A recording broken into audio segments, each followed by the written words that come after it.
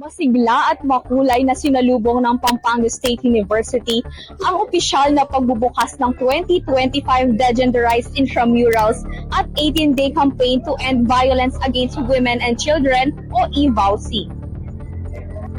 Pinangunahan ng University Council ang programa na ginanap sa Dr. Ernesto T. Nicdao Sports Center ngayong Nobyembre 25 taong kasalukuyan, kung saan ipinamalas ng universidad ang matatag na suporta sa gender equality at inklusibong komunidad para sa lahat. Ang 2025 Degenderized Intramurals at 18-day campaign to end violence against women and children ay may temang Let's Make Wana and One as One na naglalayong ipalawak ang pagkakaisa at pantay na karapatan para sa lahat. Sinimulan ang parada ng alas 7 ng umaga kung saan buong siglang nagmarcha ang mga kalahok ng intramurals at gender and development sa isang makabuluhang collaboration na sumisimbolo ng pagkakaisa, pagkakapantay-pantay at suporta sa advokasya laban sa karahasan. Bilang sentro ng programa, naghanda rin ang University Student Council ng mga makabuluhang aktibidad upang hikayatin ang bawat honoryan na maging aktibong tagapagtaguyod ng advokasya laban sa karahasan sa kababaihan at kabataan.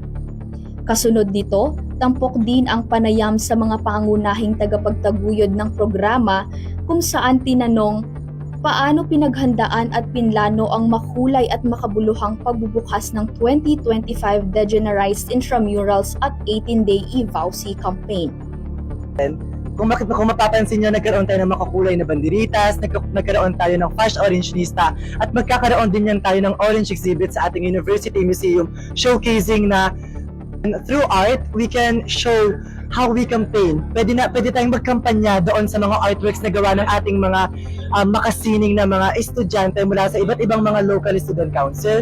Tapos nandiyan din ang special participation nila sa Flash Orange Lista, pati rin sa banner making competition, kasama na sa ating makulay at magarbong parade kanina. Siyempre, special mention na rin sa Office of the Sports and Development, kung saan kasama natin sila at iba't ibang mga participating units and offices na talaga namang tumulong para sa success ng event na ito. Ang EVALC ay may layunin na palakasin ang kamalayan, himukin ang pagkilos at tiyakin na bawat wana at wan ay ligtas mula sa karahasan. May pantay na karapatan at may kapangyarihang mabuhay ng malaya at may dangal. Sa pamamagitan ng kampanyang ito, muling pinagtibay ng PSU ang kanilang dedikasyon sa pagtataguyod ng ligtas, makatarungan at inklusibong komunidad para sa lahat. Mula sa malayang pamamahayag, ako si Riza Carlos para sa Radyo Eskwelaar.